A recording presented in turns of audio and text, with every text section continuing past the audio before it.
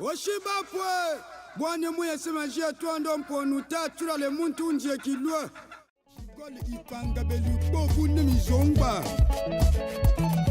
Goliath mbonki Zambela mwe makonshe bola potato Mazama Elaisa ompana nyo kifi Zambela mwe makombe yela leo tato Mazama Kabilo mine Abduzu nenga bena mambo benine na kramikan Zambela mwe makombe yela Dile muntu mine Abduzu kumene ngambo mene na kramikan Ni meji mwe Zambela mwe makombe yela leo tato Adon kumene development Mujrin tu na mamboni na kramikan Basi kler demba Sakadana leo Sipinkli muna Maino bedana leo Sipinkli muna Tina le muntu Pia akambone be Rotine mvite nyama mese bo maji o Zambela mwebe lube yela leo tato Mazama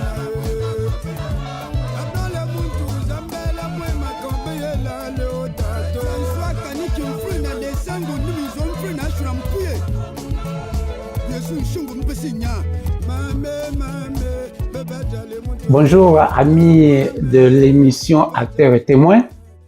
Après nos 3 émissions à Chypre, nous avons traversé, nous sommes de l'autre côté, revenus d'abord à Londres et je venais de traverser la Manche.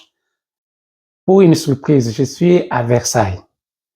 Je suis à Versailles pour rencontrer un père, un maître, pour qui je me dis être un disciple et un fils spirituel. Je viens rencontrer l'abbé Jean-Marc Beau, ou, parce que nous sommes de l'autre côté, on dit Père Jean-Marc Beau. Mon histoire avec Père Jean-Marc Beau va pratiquement 40 ans passés. J'avais 18 ans lorsque je suis entré au grand séminaire Saint-Augustin, au philosophat Saint-Augustin de Kalonda, dans le Bandundu, en République démocratique du Congo. À l'époque, c'était la République du Zaïre. Et notre premier cours, en arrivant à Kalonda, on est arrivé un vendredi, et le lundi, nous avions notre premier cours, et c'était avec lui. C'était l'initiation à l'oraison. Et voilà, 40 ans après, nous voilà à Versailles, là où il passe sa retraite. Donc, pour moi, c'est avec beaucoup d'émotion que je me retrouve devant vous. Bonjour, M. l'abbé. Bonjour Norbert. C'est 40 ans passés, nous étions à Kalonda. Et on n'avait jamais imaginé qu'on pourrait se retrouver à Versailles. Mais lorsque avec le recul du temps, vous nous parliez chaque fois de Versailles. Ouais. Vous disiez, arriver en France et ne pas voir Versailles. Effectivement, la première fois quand je suis arrivé à Versailles, j'ai compris que vous aviez raison de dire qu'il faut voir Versailles. Ouais. Vous-même, vous êtes maintenant un prêtre retraité. Vous avez quel âge maintenant, père? 80 ans et je vais avoir 81 ans en février prochain. Février prochain. Et combien d'années de sacerdoce? Eh bien, ça fait 52 ans. Voilà, 52 ans de sacerdoce. Ouais. Quand nous, on vous a connu à Kalonda à l'époque, vous étiez c'était Dans la les 40 vingtaine. ans, oui. Bon, j'avais dans les 40 ans, oui. Je vais d'abord prendre les choses à ce niveau-là, avant qu'on puisse revenir. Personnellement, si j'ai commencé à écrire un livre, le premier choc, c'était de vous avoir vu. Quand vous êtes venu au cours, vous nous avez amené le livre, Oui. Initiation à l'oraison. Ouais. Et pour moi, c'était la première fois de voir un écrivain avec son livre et surtout avoir l'honneur d'avoir ce livre-là comme outil de formation. C'est ça. Donc voilà comment le déclic est entré dans ma tête. Je me suis dit, c'est qu'on n'a pas que des Senghor, on n'a pas que des Kizerbo et des Jean-Paul Sartre. Et là, nous sommes devant l'abbé Jean-Marc Beau. Prenons votre premier choc culturel. Quand vous êtes parti de la France pour la première fois, pour arriver au Zaïre à l'époque. Racontez-moi un peu. C'est le choc culturel de venir d'un pays très développé dans un pays quand même qui n'est pas aussi bien équipé.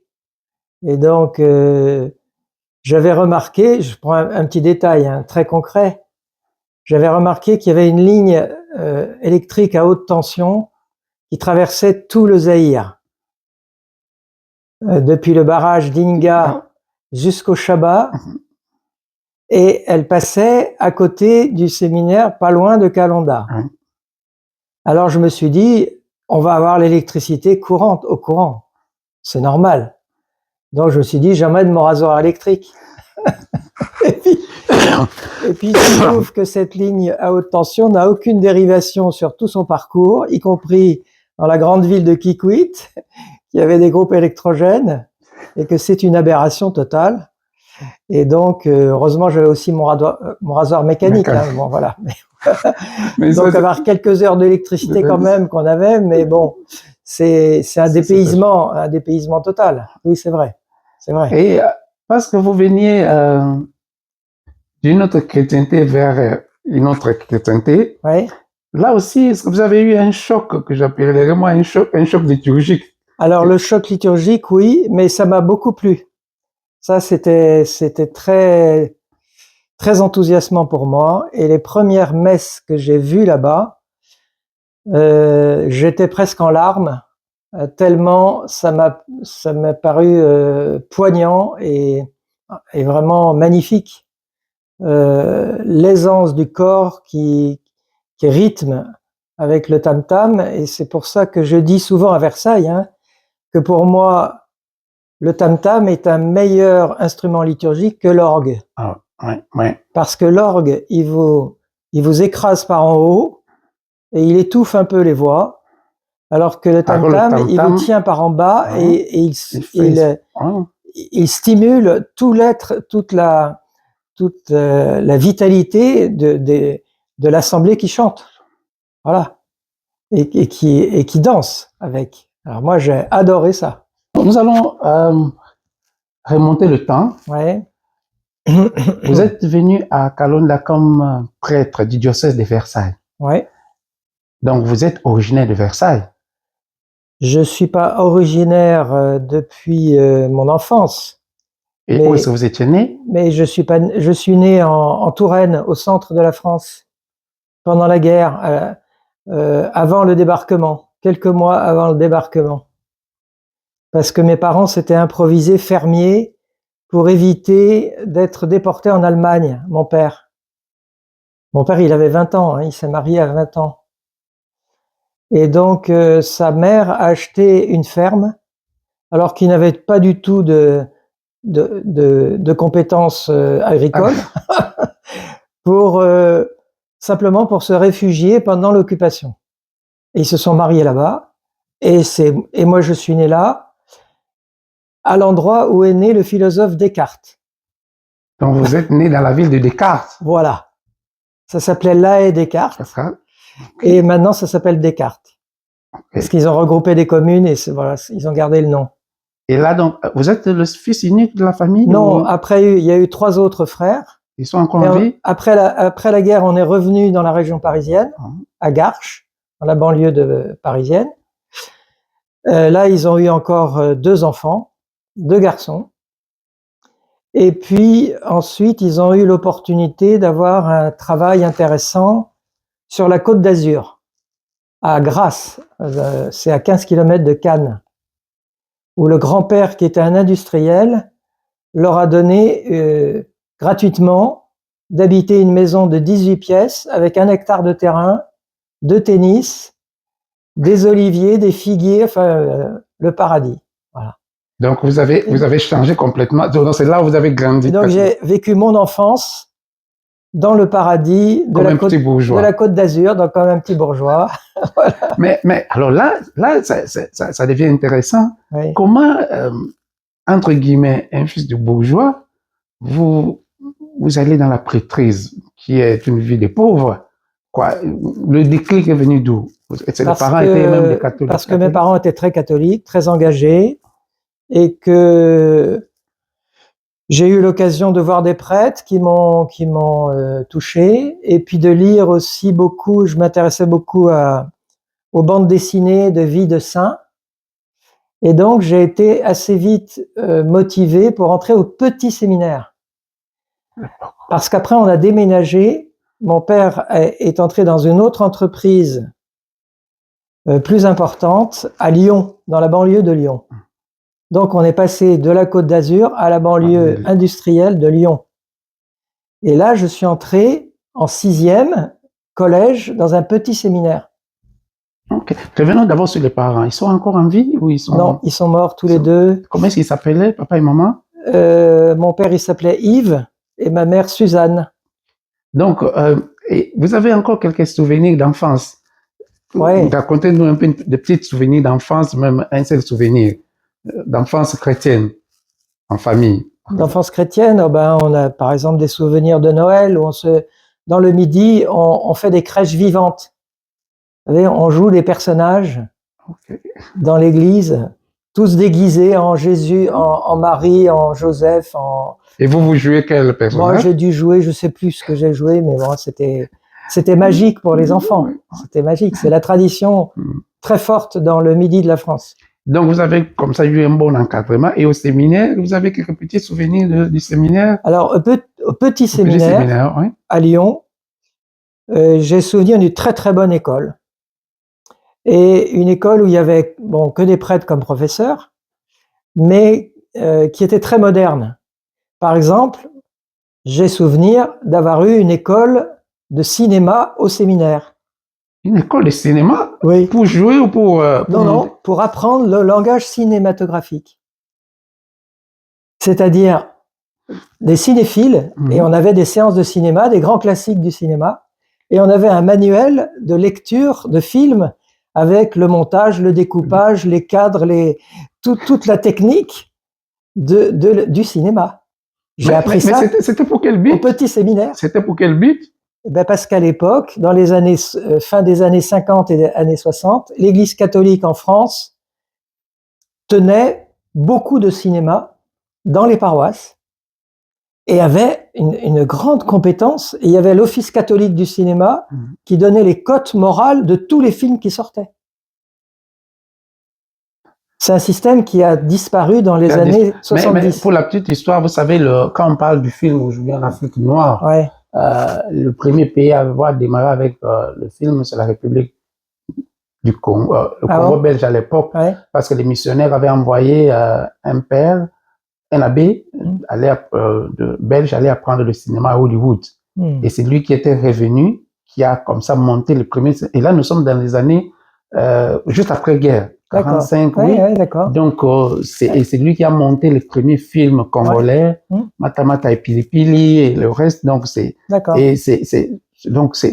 et là, ça donne vers les mêmes années pratiquement. Oui, mais je pense que l'après-guerre, on pourra dire les 30 glorieuses, comme on dit, l'Église catholique a été au premier plan de la promotion du cinéma. Dans les paroisses, dans les écoles, comme le petit séminaire, là, voilà. Et puis les pièces de théâtre qu'on allait voir à Lyon, tout le répertoire classique du théâtre. De Molière. Oui, tout à fait. Donc on était extraordinairement gâtés comme qualité d'enseignement. Et il n'y avait aucun drame d'histoire sexuelle, etc. Rien. Tout était parfait. Les petits séminaires chez nous qui sommes passés par les petits séminaires sont reconnus pour être comme des monastères parce qu'on n'y sort pas. En tout cas, nous, au petit séminaire de Bokoro, quand on entrait, il fallait attendre les vacances. Vous aussi, c'était comme ça, c'était cloîtré pratiquement? On était pensionnaires. J'étais pensionnaire. Donc, les parents venaient nous visiter le dimanche. Mais on couchait, on dormait, on vivait entièrement. C'était la vie communautaire. Et j'ai eu 2 autres frères qui y sont allés. Parce que c'était une très bonne école et les parents étaient contents. Donc, ils n'avaient pas du tout l'idée d'être prêtre. Moi, j'avais l'idée d'être prêtre assez vite. Et donc, la moitié des élèves pensaient devenir prêtre et l'autre moitié pas du tout. Et vous avez des souvenirs de certains formateurs qui vous ont marqué? Oui, je me souviens en particulier du supérieur, d'un professeur de musique, d'un professeur de littérature. Voilà, je me souviens, j'ai des souvenirs. Et après le petit séminaire, vous avez fait le grand séminaire? Alors après, mon père, à cette époque-là, il s'est mis à apprendre l'anglais et l'espagnol. Pour quelle Tout seul. Raison? Pour son activité professionnelle. Et donc, l'entreprise qui l'utilisait l'a récupéré au siège social à Paris pour vendre des parfums dans le monde entier. Donc, pour passer au stade commercial international. Donc, c'est là qu'on est arrivé à Viroflay, à côté de Versailles. De Versailles, hein? Logé par l'entreprise en 1965, voilà. Où là, j'ai passé ma deuxième partie du bac et je suis entré au petit séminaire en fin de cycle à Versailles et ensuite immédiatement au grand séminaire. Et le grand séminaire, c'était ici à Versailles? C'était à Versailles. Oui, ok. Oui. Et là aussi, c'était aussi... bon, vous avez été professeur au grand séminaire. Qu'est-ce qui vous a frappé dans ce grand séminaire, là où vous-même vous avez étudié ici? Au grand séminaire, eh ben, dans le premier cycle en philosophie, je crois qu'il y avait que 2 ans. Contrairement à Calonda où il y avait 3 ans. Il y avait 2 ans. Disons que c'était encore le régime assez classique, mais de bonne tenue, de bon niveau. Voilà, pas de problème. Mais ensuite, au lieu de passer en deuxième cycle, en théologie, on m'a encouragé à faire des études en plus. Donc, je suis parti à Paris comme séminariste étudiant pendant 2 ans en philosophie à l'Institut catholique et à la Sorbonne.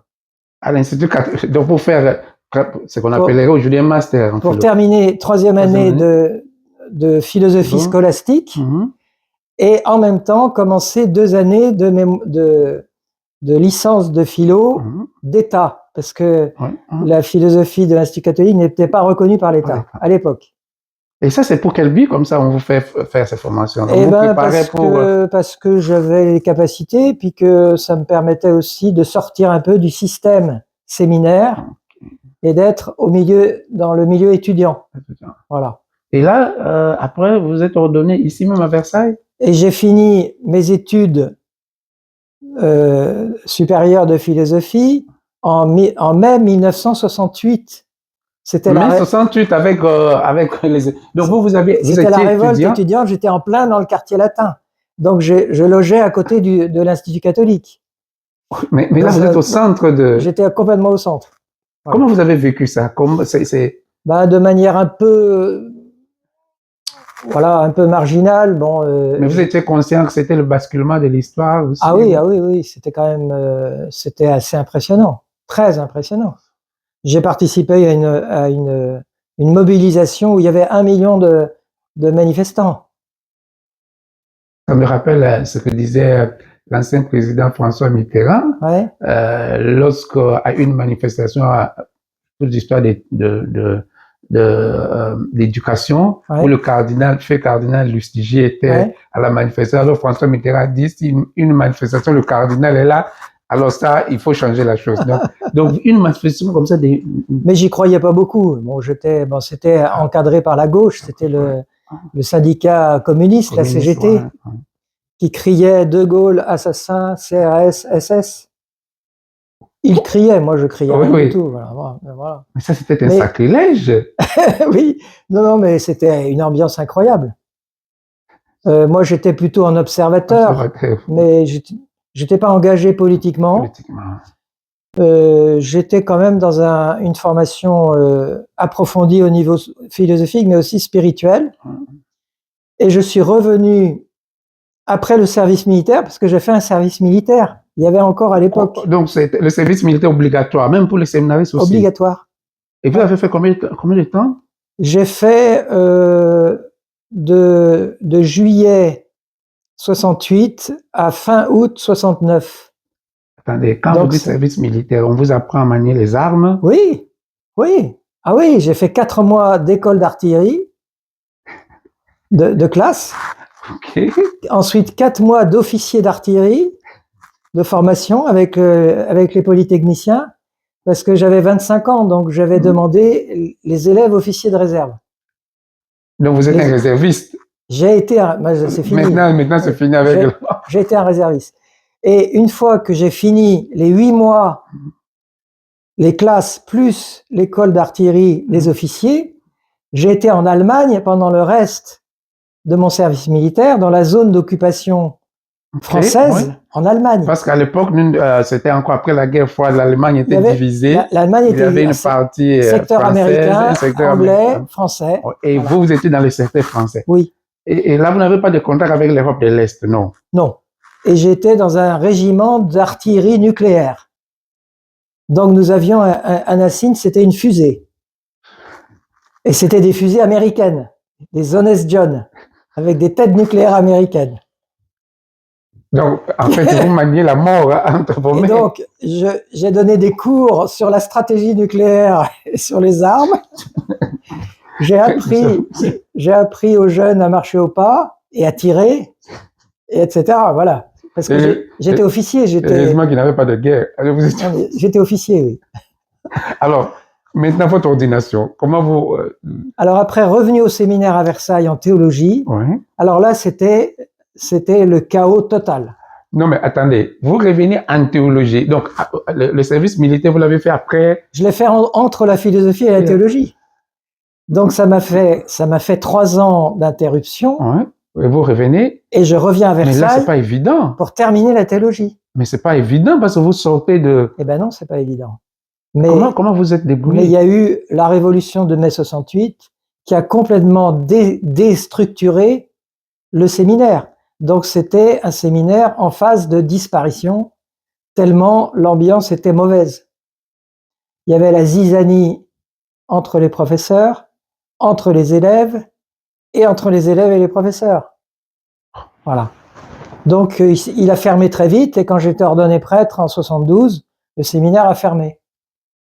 Parce qu'il y avait une hémorragie et les gens partaient. Bon, c'était l'époque où il y a eu plein de départs. Oui. De départ du ministère des prêtres, des religieux. L'église congolaise, où je suis originaire, a vécu la même chose lorsque nous avons connu notre crise entre l'église et l'État à partir de 71-72. C'était un peu la même chose. Et là, vous étiez ordonné à combien? Vous étiez seul ordonné? On était 2. On n'était que 2. Et on avait exigé d'être ordonné dans la cathédrale de Versailles, alors que depuis des années, aucune ordination ne se faisait plus à la cathédrale. C'était dans les églises, un peu à la bonne franquette, dans des choses un peu, voilà. Donc vous avez été ordonné ici dans la cathédrale. À la cathédrale de Versailles. Ça a été une grande fête. Ouais, avec le confrère qui était avec moi. Il est encore en vie? Non, il est mort parce qu'il a eu une grosse maladie. Et il a été amputé d'une jambe et l'amputation n'a pas marché. Donc il est mort il y a 3-4 ans. Et après, vous avez été affecté à Versailles même? Non, j'ai été affecté à l'ouest de Versailles, dans la ville nouvelle qui s'appelle maintenant Plaisir. Plaisir, Villepreux-les-Clès, une grosse agglomération. Et j'ai vu des collèges poussés dans les champs, des immeubles, etc. C'était une ville nouvelle. Donc j'ai créé une aumônerie de 5 collèges et un lycée. Voilà, donc c'est mes premières années de jeune prêtre. Et maintenant, d'où vous étiez venu le déclic de venir au Congo ou en Afrique? D'abord, c'était votre première fois de venir en Afrique? Oui, c'était la première fois. C'est la première fois. Eh bien, écoutez, après 5 ans dans la région de Plaisir, j'ai été nommé et vécu pendant 4 ans à Maisons-Laffitte, qui est la banlieue ouest de Paris, où il y a une partie de la ville qui est avec des écuries de course de chevaux. C'est une ville assez agréable, hein, mais j'avais un curé très désagréable. Donc j'étais vraiment les vieux curés de la campagne. Non, plutôt un curé moderne, mais très progressiste et très caractériel. Il ne supportait pas la moindre contradiction. Voilà. Donc ça a été assez pénible, ça m'a donné envie de partir. Voilà. Et en lisant le journal La Croix, à un moment donné, je vois qu'il y a des prêtres qui reviennent d'Afrique et qui disent que c'est encore le moment, il y a encore des besoins et c'est pas fini, on peut toujours y aller. Donc il lançait un appel. Et moi, j'avais été encouragé par un prêtre que j'ai connu avant, qui m'avait dit, ce serait, tu sais, c'est pas mal d'aller faire un séjour en Afrique. Voilà, et donc ça m'a intéressé. Je me suis dit, pourquoi pas? Pourquoi pas? Et donc j'ai posé ma candidature et j'ai demandé à mon évêque, qui m'a fait encore attendre pendant 1 an. Mais ça m'a donné le temps de me former, par exemple de me faire accompagner par un jésuite, puisque le poste que j'ai choisi dans les demandes qui venaient d'Afrique, c'était animateur spirituel d'un grand séminaire de Kalonda. Voilà. Donc animateur spirituel, je me suis fait superviser et suivre par un jésuite pendant 1 an. Okay. Pour être aussi... Mais on sait que dans le temps, lorsque les vieux missionnaires arrivaient en Afrique, Ouais. Ils avaient aussi une formation entre guillemets africaine. Alors, et vous avez eu aussi oui, quelque chose? on a eu plusieurs séances de formation par des Africains et un évêque africain, entre autres, je ne sais plus qui d'ailleurs. Alors, la seule chose dont je me rappelle exactement, là ça m'a marqué, hein, il nous a dit, quand vous allez en Afrique, il faut que vous emmeniez 3 articles dans votre valise. Lesquels? Le premier article, la patience. Le deuxième article, indispensable, la patience. Et le troisième article, absolument essentiel, la patience. Voilà. Là, c'était la théorie. Oui. Quand vous êtes arrivé en Afrique, oui. Vous avez vu qu'il avait raison de vous avoir dit, de vous faire armer de ces 3 articles? Bah, oui, mais je dirais la patience, c'est une vertu chrétienne. C'est vrai que j'en manquais pas mal. Donc, mais bon. Mais l'africaine, surtout, je crois que vous étiez sûrement choqué, le choc de culture sur les heures, par exemple. Non, parce qu'au séminaire, les horaires étaient respectés. Hein. Oui, au séminaire. Voilà. Non, j'ai eu des expériences assez, pas tellement de difficultés. Quand je suis allé plusieurs fois à Kinshasa, ouais. En bus, en bus. Hein? Le bus qui reliait Kikou et Kinshasa, on devait l'attendre avec Massamouna, il arrivait à Massamouna. Oui. Hein? Oui. Et je me souviens d'un retour de Kinshasa ou de Massamouna à Kalonda, je fais le parcours à pied. Hein? C'était quand même quelques kilomètres. C'est 11 kilomètres. Oui, je l'ai fait à pied. Pourquoi parce que personne n'était venu me chercher. On n'avait pas les facilités de communication. Et il faisait très chaud. Voilà. Et il y a des enfants africains qui me voient passer sur la piste et disent « Oh, un grand patron comme lui! Ils n'avaient jamais vu ça! Qui marche à pied comme ça! Un grand patron comme lui! » Voilà. Donc, disons, après ces formations-là, vous débarquez à Kinshasa comme ça, on vient vous accueillir à l'aéroport ou comment ça se passe? Si, on m'a accueilli à l'aéroport, on est venu me chercher quand même. Ok. Mais c'est vrai que on arrive quand même, on débarque comme un extraterrestre dans une autre planète. Ça, c'est vrai. Ah oui. Ça, c'est vrai. Et vous avez passé la première nuit à Kinshasa ou directement vous êtes allé à Kalonda? Non, à Kinshasa d'abord. Ah oui. Je pense. Pour les formalités. Oui, mais j'ai plus beaucoup de souvenirs de ces débuts. Maintenant, à Kalonda, votre premier jour à Kalonda, quand vous devez quitter la route macadamisée pour prendre les 4 km de Missile ou les 11, je sais pas. Non, mais j'ai découvert la brousse, enfin bon, la campagne africaine, mais et la circulation tout terrain en Land Rover. Ouais, c'est intéressant. Alors, comme je suis arrivé au mois d'août, avant l'entrée des séminaristes, donc j'ai passé le mois d'août avec le supérieur, bon, et avec les prêtres. C'est l'abbé Dominique Kanga. Kanga, oui, bien sûr. Et à un moment donné, il y a eu une urgence d'une femme qui devait accoucher et il fallait la conduire en Land Rover. Je sais plus où, c'était pas très. C'est à Massamouna où il y a l'hôpital. C'était peut-être à Massamouna, enfin je sais plus où, c'est possible. Oui. Et donc on m'a flanqué la Land Rover et j'ai emmené la pauvre femme qui était en attente d'accouchement et j'ai failli renverser la Land Rover parce que c'était la première fois. C'était la première fois. Déroulé sur une route. En total tout terrain, il y avait des passages assez difficiles.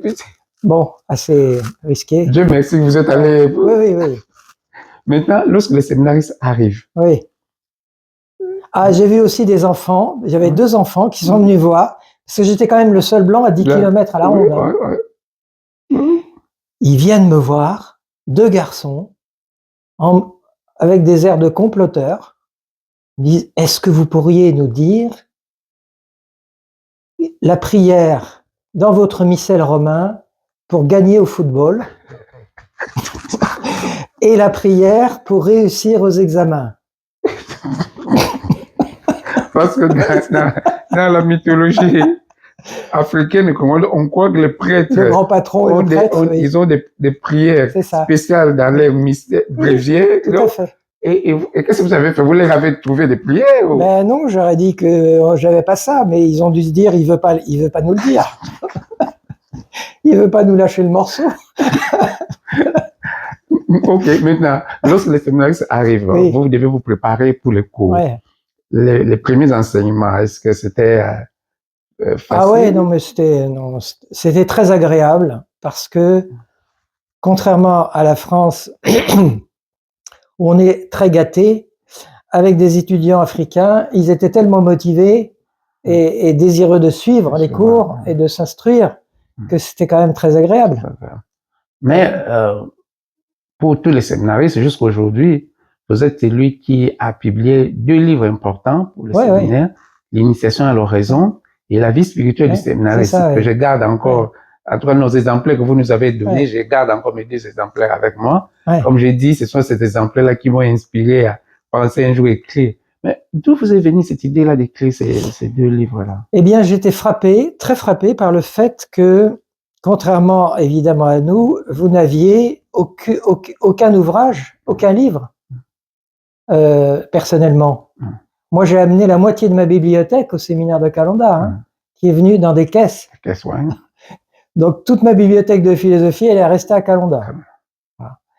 Mais j'étais je trouvais ça dommage, et comme j'avais une motivation très forte sur la question de l'oraison, que j'avais suffisamment d'éléments pour que mon cours soit communiqué par écrit, je suis allé me renseigner aux éditions Saint-Paul-Afrique à Kinshasa pour savoir si je pouvais publier mon cours.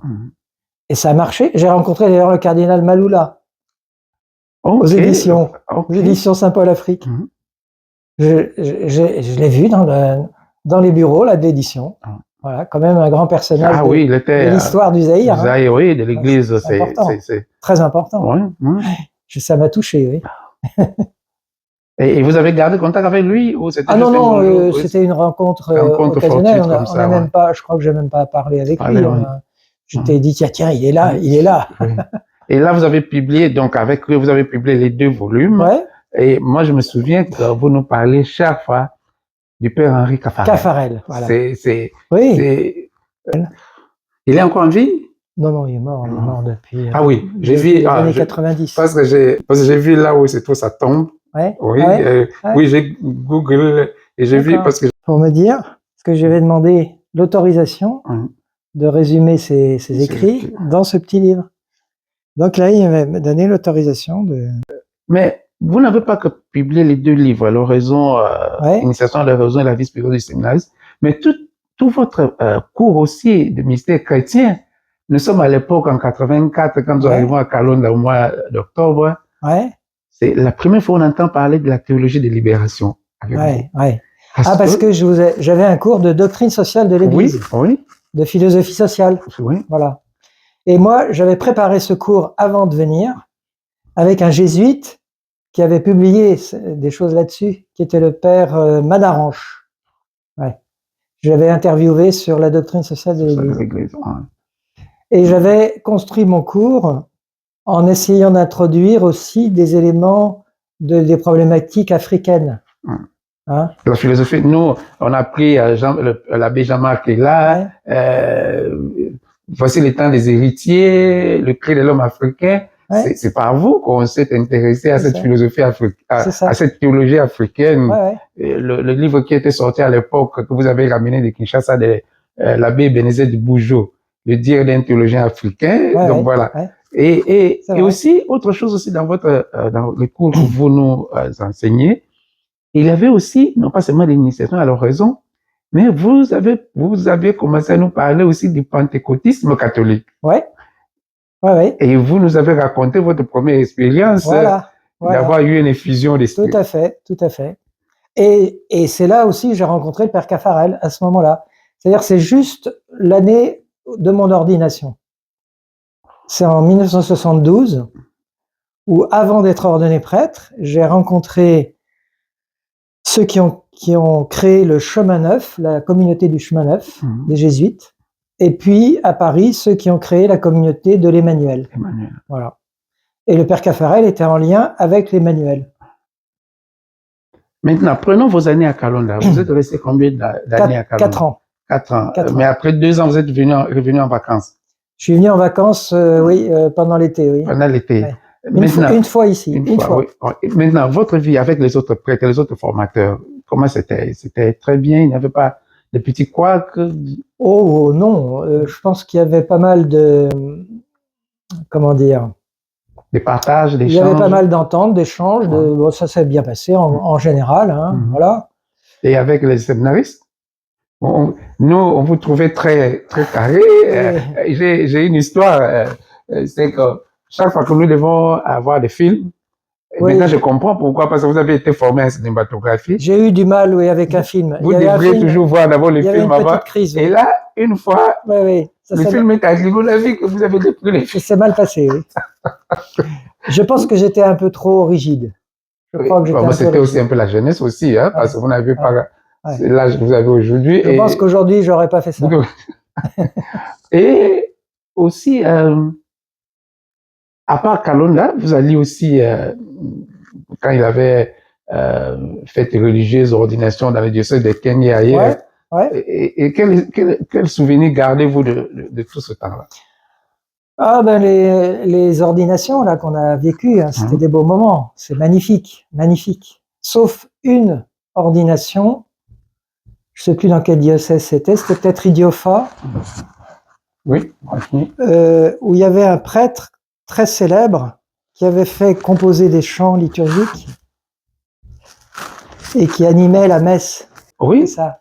Alors j'ai trouvé qu'il éclipsait totalement Jésus-Christ dans la célébration de l'Eucharistie. Non, mais c'est parce que quand lui, il est là, c'est une vedette. Hein. Une vedette, oui.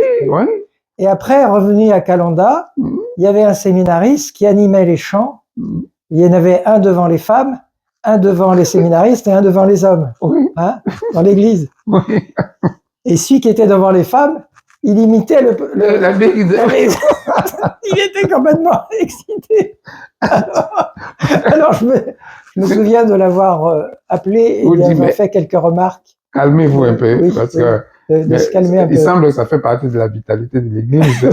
mais ça, c'était les dérapages. Chaque fois, vous nous disiez ça. Comme vous l'avez dit au début de cette émission, la différence entre le tam-tam et les orgues. Je crois qu'on peut utiliser les instruments religieux, mais il faut pas que ça étouffe, il faut pas que le maître des chants devienne... Et il faut aussi qu'il y ait un rythme entre intériorisation et extériorisation. Donc des moments de recueillement, de silence. Et souvent, il n'y en avait peut-être pas assez dans les liturgies africaines. Voilà, mais c'est tout. Sinon. Et c'est ça votre contribution avec l'initiation à l'oraison, hein? Oui, tout à fait. Tout à fait. Parce que dans la liturgie, il y a des moments qui sont prévus de pause, de silence, au début de la messe, après l'homélie, normalement, et après la communion. On va revenir encore sur le choc culturel, si je peux ainsi dire, quand vous arrivez avec cette ligne à haute tension qui transporte le courant d'Inga jusqu'à au Shaba à l'époque, Katanga aujourd'hui. Et ça fait 2000 kilomètres comme ça, sans qu'ils puissent avoir la distribution du courant électrique. C'est ça. Et ça, vous aviez eu aussi des couacs avec les politiques, la politique, ou quand vous êtes arrivé, les autres vous ont dit, vous venez ici, la politique, ne vous en mêlez pas. Parce qu'à l'époque, on était pendant Ouais. la dictature de Mobutu. Oui, Mobutu. Est-ce que vous avez eu des démêlés une fois avec la politique?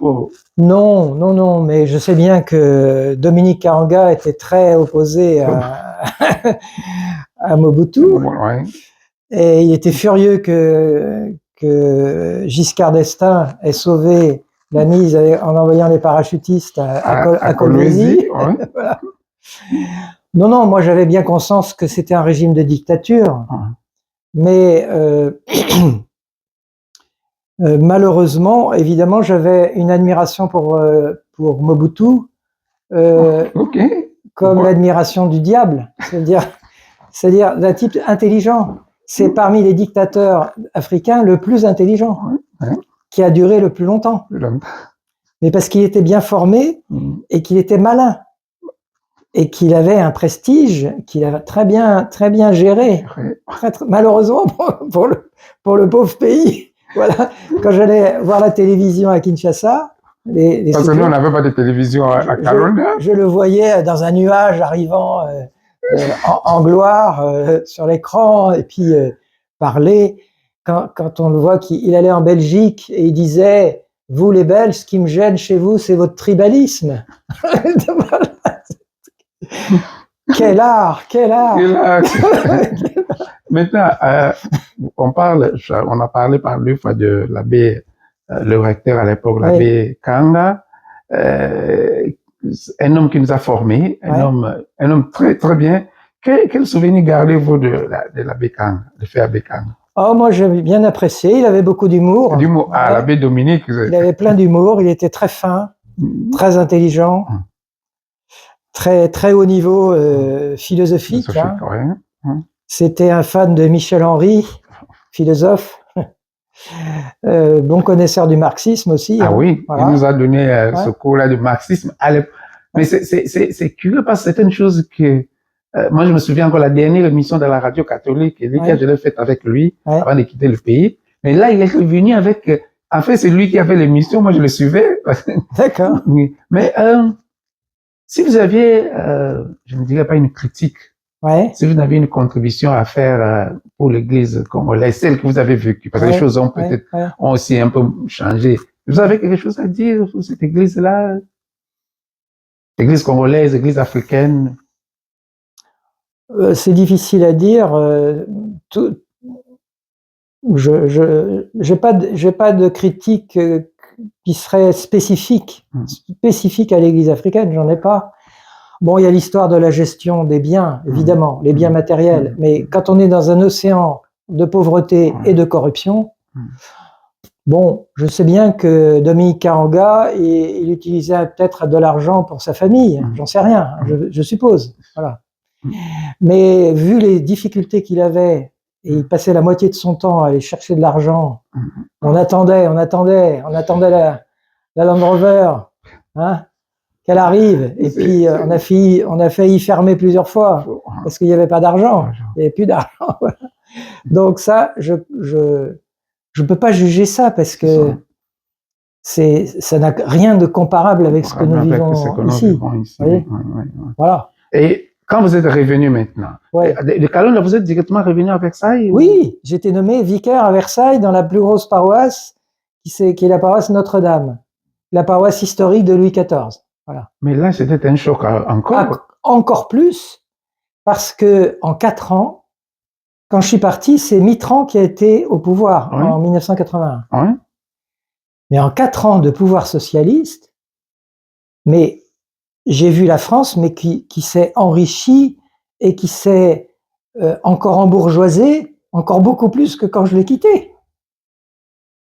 C'est-à-dire que les socialistes avaient... Ben oui, ils ont continué le développement. C'était quand même encore une époque où la gestion, et je dirais que la modernité continuait à fond, l'industrie et tout, voilà. Il a vite remplacé son premier ministre François Mauroy, je sais plus son prénom, par Laurent Fabius. Laurent Fabius. Pour avoir une meilleure gestion économique, parce que l'utopie socialiste n'a pas marché longtemps. Hein. Mais voilà, moi j'étais quand même venant d'Afrique. Et là, vraiment, l'utopie socialiste ou l'utopie marxiste? C'était pareil. Hein. De toute façon, la France est toujours gouvernée au centre. Même, on a reproché à Mitterrand de ne pas être vraiment à gauche. À gauche, voilà. Et là, tous ceux qui ont voté pour lui, ils ont été déçus après. Voilà. Mais là, quand vous revenez, la vitalité de l'Église africaine vous a manqué? Oui, parce que évidemment, quand on voit les liturgies qu'on a ici, on a l'air de momies bien ficelées. Voilà. Et là, qu'est-ce que vous avez fait? Vous avez encore écrit ou... Ah oui, parce que à cause du fait que j'ai été formé très vite à l'ordinateur, aux premiers ordinateurs. Vous avez été formé quand vous êtes venu à Kalonda ou au retour? Non, au retour. Comment ça? Ça, nous sommes en 80... À Kalonda, j'avais une petite machine à écrire. Oui. Quand je suis revenu en 85, c'était les premiers ordinateurs qui étaient déjà là. Les Apple II de Macintosh, d'abord des Apple II, qui étaient assez frustres, assez on pourrait dire primitifs pour nous maintenant, mais qui est quand même une nouveauté incroyable. Et j'ai tout de suite trouvé l'opportunité, à travers un ordinateur, de rédiger des textes beaucoup plus facilement et de les corriger au fur et à mesure qu'en écrivant sur papier. Voilà. Et donc, j'ai commencé à publier très vite des livres. Et le premier livre que j'ai publié, c'était encore sur l'oraison. Sur l'oraison. Pour les jeunes. Ça s'appelait « Ta prière, un secret d'amour ». Et je l'ai publié avec l'aide d'une jeune femme, qui était en dialyse, c'est-à-dire qui n'avait plus de reins et qui avait la dialyse à domicile 1 jour sur 2 pendant 4 heures avec une aiguille dans une veine, une aiguille dans une artère. Et donc avec un réseau de gens qui s'occupaient d'elle, c'était sur la paroisse Notre-Dame, pour surveiller la dialyse à chaque fois. Donc moi j'avais mon tour de dialyse 1 fois par mois, où j'étais avec elle pendant 4 heures. Et des fois j'ai dit la messe, en voyant le sang qui sortait, qui revient, vous voyez. Prenez et buvez, ceci est mon sang. Voilà. Et elle était correctrice aux éditions Sarment-Fayard. C'était une prof de français. Et elle a refusé un livre qui était en voie de publication sur la prière, écrit par des jeunes. Ça s'appelait « Respire la prière ». Alors, je lui ai proposé de dire, écoute, tu vas m'aider et on va l'écrire, ce livre, en récupérant des témoignages de jeunes, ils étaient d'accord. Hein, et on a j'ai écrit avec son aide, sous son contrôle, un livre adressé aux jeunes sur le langage, avec un langage jeune, branché, je tutoie, je m'adresse aux jeunes, voilà. Avec des images, avec des trucs de l'époque, voilà. Ça, c'est... Et puis... Et là, vous êtes resté toujours au-dessus de Versailles. Vous n'êtes pas allé ailleurs, faire une autre expérience missionnaire? Je suis resté pendant 5 ans à Versailles. Ensuite, pendant 2 ans, j'étais curé à Villepreux, à l'ouest de Versailles. Et là, je suis entré dans une société de prêtres qui s'appelle la Société Jean-Marie Vianney. Sous le patronage du curé d'Ars. Voilà. C'est loin d'ici, là où il a... C'est au nord de Lyon. Ok. Et donc, j'étais en lien avec un évêque qui a créé cette société, Jean-Marie Vianney, et qui avait un séminaire à Ars, qui a créé un séminaire qui commençait à l'époque pour tous les prêtres qui veulent se mettre dans cette société de prêtres. Voilà. Et cet évêque me téléphone en me disant, comme il savait que j'avais été en Afrique professeur de séminaire, si j'étais d'accord pour venir à Ars, professeur de séminaire, parce qu'il manquait de prêtres de ma génération. Il avait des prêtres trop âgés et des prêtres trop jeunes. Il voulait un prêtre intermédiaire. C'était mon cas. Alors je lui ai dit, mais je suis curé de paroisse, je pense que l'évêque ne me laissera pas partir, mais je ne peux pas vous dire non, donc je vais poser la question à l'évêque. Mais dans ma tête, je n'étais pas tellement désireux d'y aller. Voilà. Mais j'étais convaincu que l'évêque ne me laisserait pas partir. Eh bien, il a dit oui, il a laissé partir. Donc, vous êtes allé là? Je suis allé pendant 4 ans aussi. Ok. Donc, donc maintenant, vous avez 2 expériences d'avoir... 8 ans, oui. 4 ans en Afrique et 4 ans au séminaire d'Ars. Maintenant, si on doit comparer qu'est-ce qu'il y a de positif, de négatif, qu'est-ce qu'il y a de bon, de mauvais, qu'est-ce qu'il y a de...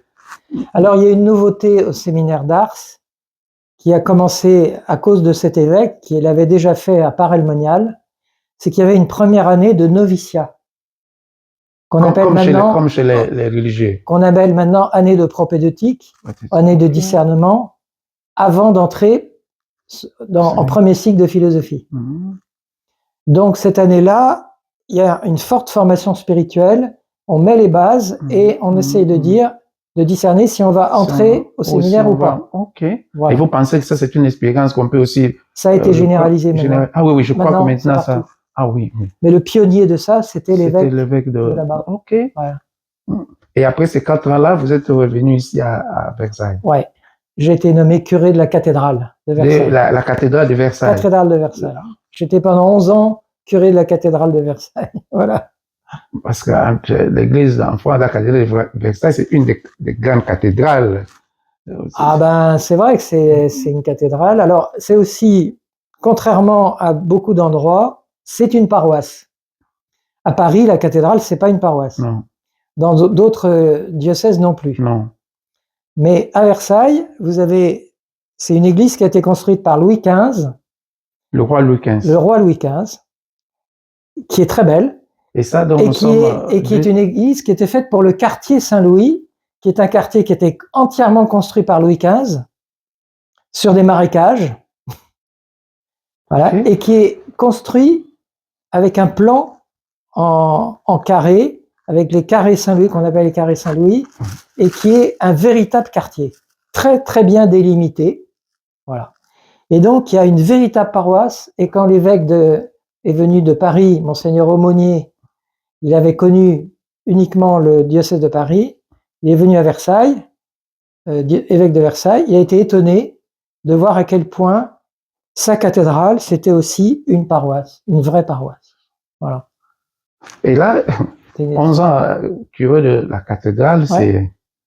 C'est une autre expérience encore. Oui. Mais parce que là, surtout, vous n'êtes pas dans un quartier populaire, vous êtes vraiment, je ne veux pas dire un quartier du pouvoir, mais un quartier de bourgeois, parce que... Oui, sauf que c'est moins bourgeois que Notre-Dame, c'est plus mélangé, et il y a beaucoup de militaires. Parce que vous avez en haut de Versailles, du côté de la cathédrale, vous avez un quartier qui s'appelle Satory, et qui est le grand quartier militaire où se passe beaucoup de commerce des armes internationales. Et vous avez la gendarmerie, vous avez le groupe GIGN, groupe d'intervention de la gendarmerie nationale, qui est un groupe d'élite, de commando, de choc. Voilà. Et donc vous avez des militaires, et des militaires à la retraite, des généraux, des amiraux. Voilà. Évidemment, c'est des officiers. Et vous retrouvez bien dans ce monde. Vous étiez bien retrouvés entre vous militaires. Eh ben, c'est assez agréable parce qu'ils sont bien formés. Formés, oui. Ouais. Ils sont bien formés. Ils sont vraiment intéressants. Très intéressants. Et après, quand... Mais il n'y avait pas que des militaires. Il y avait aussi Mais quand vous avez pris votre pension, et la pension, c'est à quel âge on la prend ici? 75 ans.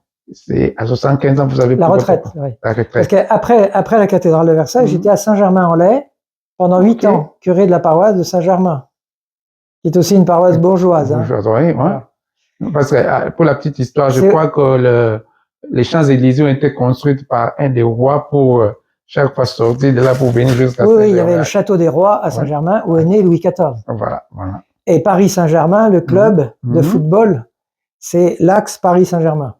Saint-Germain est beaucoup plus lié à Paris qu'à Versailles. À Versailles. Voilà. Ok. Ouais. Donc vous étiez curé là pendant 8 ans. J'étais curé là pendant 8 ans. Ouais. Ça aussi une autre expérience. Une autre expérience, oui. Il y avait avec les églises qui se dessèchent, pas de vocation.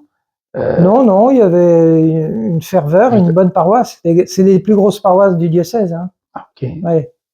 Mais c'est une paroisse plus bourgeoise encore que Versailles, avec des banquiers, des financiers à l'international. Donc ils arrivent de Hong Kong, ils repartent à New York, enfin c'est le style, vous voyez. Et il y a un collège, un lycée international à Saint-Germain, et il y a 2000 anglophones dans la ville de Saint-Germain. Vous avez 4 pubs. C'est que c'est un peu trop anglophone là, parce que dès que il a pas du mal. pape, ça fait... Pas mal. C'est pas mal. Ok. Oui. Et là aussi, vous avez fait une expérience avec ces jeunes-là ou avec... Ouais, c'est une belle expérience. C'est expérience, une belle paroisse. Et revenez un peu sur vos souvenirs africains ou vos souvenirs Ouais. de Kalonda. De temps en temps, ça vous revient toujours de penser à Kalonda, de penser à ces années où parfois on n'a pas de lumière parce qu'il n'y a pas de carburant, où parfois on doit manger en retard parce que le véhicule qui devait ramener le... C'est vrai. Mais voilà, je m'exerce à me détacher. Hein. Même je suis bien logé, je suis dans un petit confort bien stable. Hein. Mais je suis prêt à. J'ai quand même retenu la leçon de l'Afrique. Patience. Patience, oui. Patience. Je suis beaucoup plus patient maintenant que je ne l'étais dans le passé. L'église aujourd'hui vit, c'est une église, vous nous avez dit à 40 ans passés, c'est l'église en marche. Ouais, ouais. L'église est en marche, surtout ici en Occident, avec tous les problèmes qui arrivent, avec le synode, avec le nouveau pape, avec toutes les problématiques de ce monde, les réseaux sociaux qui entrent. Comment est-ce que vous analysez le catholicisme pendant ce temps ici? Moi, je pense que le catholicisme ne s'est jamais aussi bien porté. Comment? Je disais ça encore à une femme que j'ai confessée ce matin, qui se lamentait de tous les événements qui se passent dans le monde. Je lui dis, quand on connaît l'histoire de l'Église, là j'ai un rayon où j'ai toute l'histoire de l'Église, hein, tout le rayon du haut là. Voilà. Donc la plupart des catholiques ne connaissent pas l'histoire de l'Église. Non. Mais peut-être, Père, parce qu'on en parle, écrivez un petit volume. Moi, j'ai lancé une maison d'édition là où je vis en Grande-Bretagne, mais je vais vous proposer, écrivez un petit rien sur, pour les Africains. Mais il y en a plein, il y en a plein sur l'histoire de l'Église. Non, mais en Afrique, nous, bon, moi, personnellement, c'est, à part ce que vous nous avez enseigné, bon, ce qui est resté, mais maintenant, le commun des mortels, comme vous le dites, on se plaint, peut-être on ne connaît pas l'histoire de l'Église. Vous pouvez aller voir sur Internet. Hein, voilà. Oui, mais l'Internet, c'est moi ici. Je pense à ceux qui sont restés à Kalonda.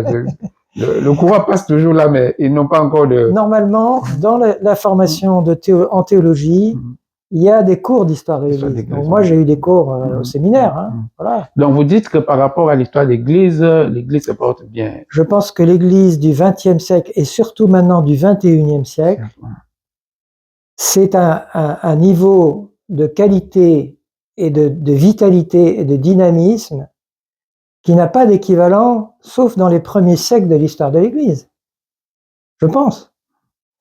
L'Église mondialisée, alors je ne parle pas de l'Église en Occident, disons la France ou l'Europe, où c'est en baisse, et donc maintenant c'est les Africains qui viennent, les prêtres africains qui viennent. Mais j'ai vu que l'année passée, je crois, j'ai lu dans la Croix, je ne sais plus, qu'il y a eu pour la première fois des ordinations de plusieurs prêtres, je ne sais pas cette année ou l'année passée. J'ai lu ici en France, j'ai lu quelque chose comme ça. Oui, oui, mais bon, je pense que c'est pas le problème n'est pas l'ordination des prêtres, c'est le nombre de pratiquants dans les églises qui est vraiment au niveau le plus bas qu'on n'a jamais connu depuis très très longtemps.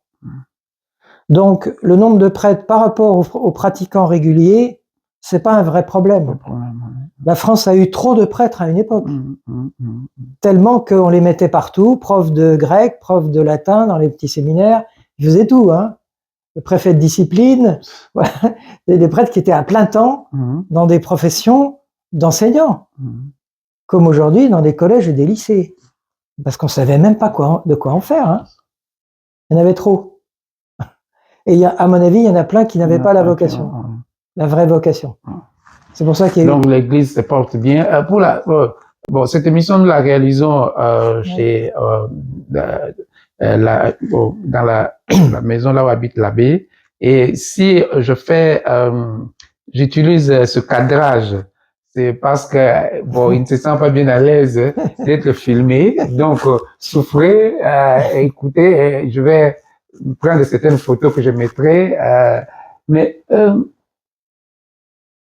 quand je suis venu la fois passée, il y a 2-3 mois à Paris ici, on était encore dans ce grand problème du scandale, entre guillemets, de l'abbé Pierre, Ouais. qui pour nous était un personnage. Bah oui, moi aussi, pour moi aussi. Oui. Mais j'ai jamais vu l'abbé Pierre comme un saint. Hein. Comme on l'a dit d'ailleurs, il y a des choses qu'on savait. Oui. Mais lui aussi, je crois qu'il ne s'était pas, lui-même, il ne se disait pas être un saint. Il était rebelle par rapport à la hiérarchie. C'était un électron libre. Donc il a jamais joué le jeu vraiment des institutions. C'était un politique. Et il s'est construit un personnage avec son vêtement, je dirais, de manière très très délibérée. Habile. De la communication. Mais vous savez que dans l'histoire africaine, on a eu pendant les indépendances une histoire similaire. Ah ouais? Avec l'abbé Fulbert Yulu, qui était le premier président de Brazzaville. Oui. Qui même il avait toujours ses soutanes. Et les soutanes venaient de Paris. C'est ça. Des grandes marques. Et on savait, c'était compliqué parce qu'on savait plus quel prêtre il était. Bon. Mais on le faisait toujours appeler abbé Fulbert Yulu. Ou lui-même, il voulait toujours qu'on l'appelle ainsi. Donc, la difficulté aujourd'hui, c'est que les réseaux, le système de communication médiatique est tellement puissant, tellement instantané, et c'est toujours une petite fenêtre parce que le temps donné aux actualités, il est très court. Même si c'est actualité en continu, en fait, c'est une sélection dans l'actualité de ce qui fait contraste, de ce qui tranche, et surtout de ce qui fait mal. Hein. Donc il y a un parti pris, on pourrait dire le petit bout de la lorgnette, l'arbre qui cache la forêt. Hein, c'est-à-dire qu'on ne présente pas objectivement la réalité dans toutes ses proportions.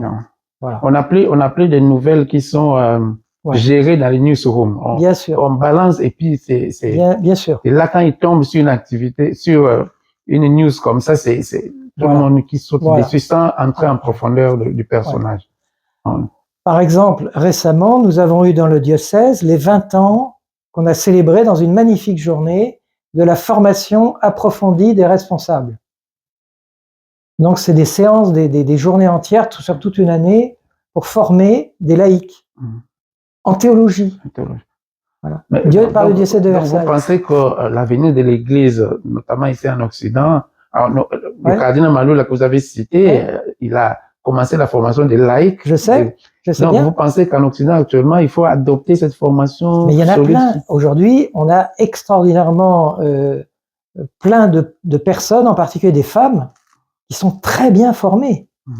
Et il y a une dynamique, par exemple, l'évêque de Versailles, dans le conseil épiscopal, il a des laïcs et des femmes qui participent à la gouvernance du diocèse.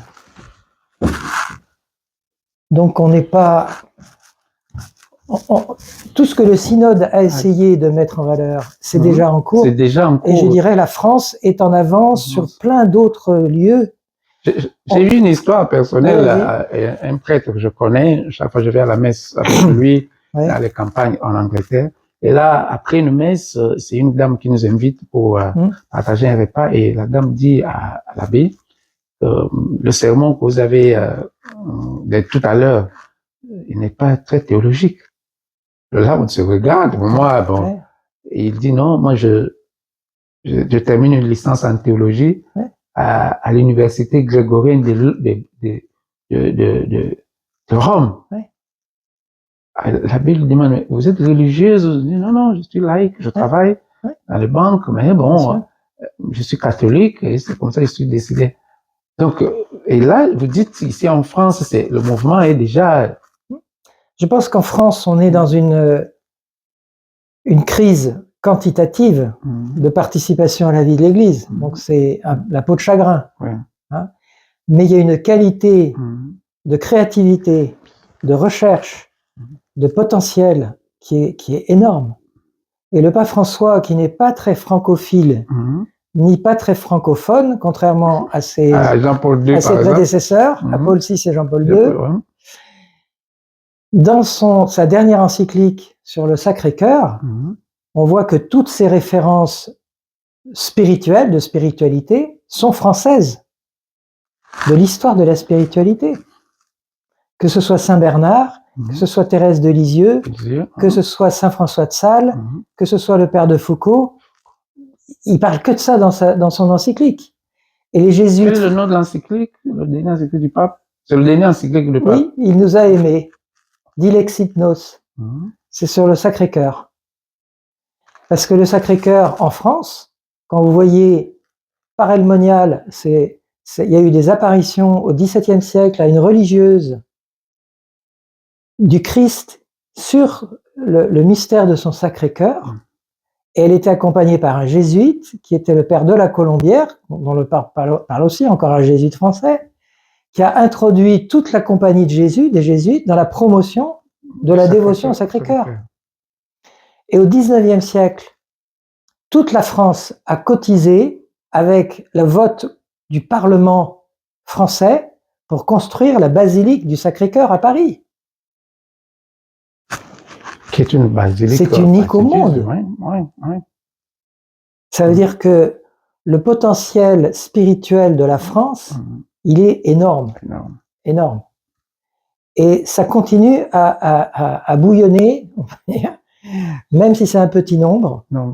Je pense qu'on est au bord de la création d'une nouvelle forme d'église qui n'est plus l'héritage de la chrétienté, qui est une église qui va renaître. Voilà. Et moi, chaque fois, je suis fan, je suis chaque fois à la télévision, la KTO, et la qualité de personnes qu'ils invitent, le contenu, il n'y a pas que des catholiques, mais il y a des gens qui, tout en n'étant pas catholiques, ils disent non, Et, Monsieur l'abbé, on a fait 1 heure de conversation, c'est pas la dernière. Vous gardez encore le contact avec l'église africaine ou Ben, pas directement, mais j'ai de temps en temps des visites comme celle-ci, comme Marcelin Boisboma, qui est à New York. Et il y a Jules Ngoum qui est ici aussi. Ça fait une bonne communauté comme ça. Non, pour nous, vous savez, quand on a eu un formateur à 18 ans, 19 ans, oui, c'est vrai. Ce sont des choses qui restent. Bah oui, c'est vrai. En tout cas, nous gardons encore nos syllabus. C'était encore, on voit encore votre machine. D'accord. Et tout le monde était de Kalonda quand on n'avait pas la lumière et que l'eau n'était pas là. J'ai promis aux abbés qu'on allait effectuer une visite, mais vous-même aussi, si on vous invite pour une visite à Kalonda, ça vous plairait d'y aller, oui? Oui, sans doute, oui, bien sûr.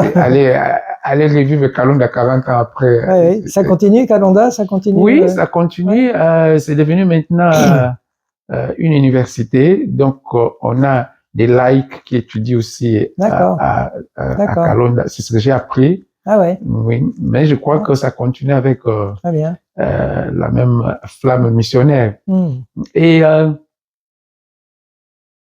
je sais, on a tellement de choses à se dire. Et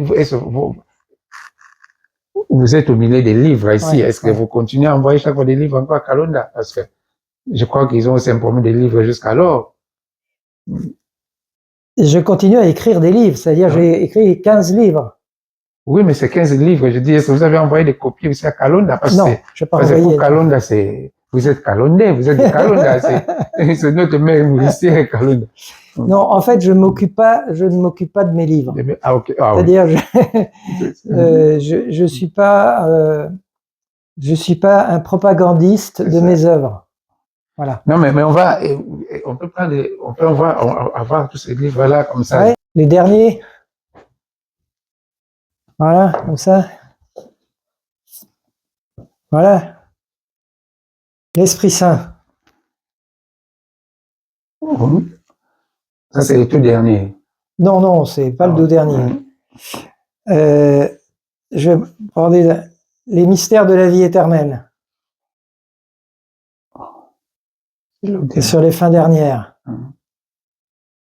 L'eschatologie. L'eschatologie. Ils reconnaîtront en vous mes disciples. C'est sur l'identité catholique. Qu'est-ce que c'est qu'être catholique? Ça m'avait été demandé par l'éditeur. Voilà. Alors les 3 derniers, parce qu'il y en a encore un là-bas. Un sur Judas. Quoi? Judas d'Iscariote? Oui. Judas, le drame du 12e apôtre. Attends, mais ça c'est le plus intéressant, quoi. Qu'est-ce qu'il a de spécial chez Judas? Judas, tout le monde on l'envoie à l'enfer et puis l'histoire est finie. Non, la plupart des livres qui existent aujourd'hui sur Judas en font un héros. Attendez, un héros Judas pour avoir fait quoi? Ah, parce que c'est le héros romantique du 19e siècle et c'est l'idée que personne ne peut être perdu et donc Judas, il est sauvé comme tout le monde. Tout le monde va au paradis. Et vous, qu'est-ce que vous dites là? Vous dites... Ah ben non, je dis non. Je donne la position classique, mais j'essaye de l'argumenter de manière intéressante. Et voilà. Parce que si effectivement Judas aussi ne va pas à l'enfer, qu'il va aussi plus l'enfer, on la ferme. Hein? Bah bien sûr. Non, mais j'essaye de le montrer de manière progressive dans un itinéraire de vie qui est, on peut dire, psychologiquement défendable. Voilà. Okay. Vraisemblable. Ça, c'est encore un livre sur l'oraison. L'oraison. C'est une école d'oraison qu'on a créée ici, il n'y a pas longtemps, il y a quelques 8-9 ans, et qui circule dans toutes les paroisses de Versailles, tous les ans pendant 6 soirées. Et ça vient encore du Père Caffarel. Voilà. Ça vient du cours d'oraison par correspondance du Père Caffarel. Voilà. Et le dernier qui est là, c'est sur l'espérance, la vertu d'espérance. Ça s'appelle « Espérer en funambule au-dessus de l'abîme ». Et celui-ci, il est sur quoi? La vertu d'espérance. Voilà. Qui est le thème du jubilé de l'année prochaine, 2025. Parce que dans cette collection, ils font un livre sur chacune des vertus. Hein. Voilà, et des vertus théologales et vertus cardinales. Donc moi, j'ai pris la vertu d'espérance. Voilà.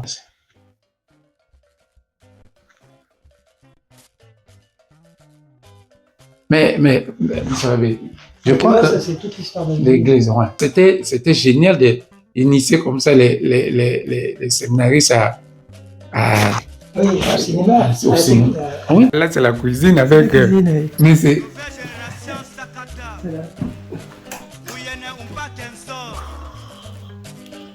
Je prie beaucoup. J'ai aussi un cours de spiritualité que je donne à l'année de propédeutique. Ah oui. Et ici avec ça, et même vous aidez aussi les autres prêtres quand ils ont besoin. Ministère de prêtre, mais c'est plus à temps plein. C'est pas à temps plein parce que j'ai beaucoup de temps libre. J'accompagne aussi plein de gens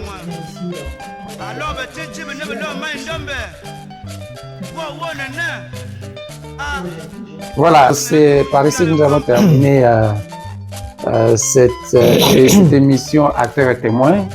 L'abbé Jean-Marc Beau, c'est un acteur, un témoin de la chrétienté du catholicisme au Congo, parce qu'il a passé 4 ans comme professeur au grand séminaire de Saint-Augustin de Kalunda. C'est là où il m'a eu comme son étudiant, comme séminariste, et nous avons tous beaucoup appris de lui. Là, je viens le voir à Versailles. En tout cas, M. Labbé, nous avons passé 1 heure avec vous, Oui. 1 heure d'échange, 1 heure de sourire, de rire. On vous remercie. Et bien moi aussi, je te remercie. Et je vais passer le message au nouveau recteur de Kalonda pour dire, mais attendez, organisez-nous qu'on puisse revenir un jour à Kalonda. Est-ce que vous avez un petit mot de la fin? Ben écoutez, voilà, moi j'ai des très bons souvenirs et je me sens un tout petit peu africain, entre guillemets, par cette expérience. Donc effectivement, dans les occasions que j'ai de rencontrer les Africains, c'est toujours des moments où il y a un courant qui passe. Voilà. Voilà, ces livres sont là. Et pour tous les anciens de Kalonda, quand vous êtes en passage à Paris, bon, je crois qu'un petit coup de téléphone ferait du bien. Pourquoi pas qu'on s'organise une fois pour qu'on se voit tous ici à Versailles et puis qu'on se raconte de belles histoires de Kalonda. C'était Norbert à partir de Versailles. Bye bye.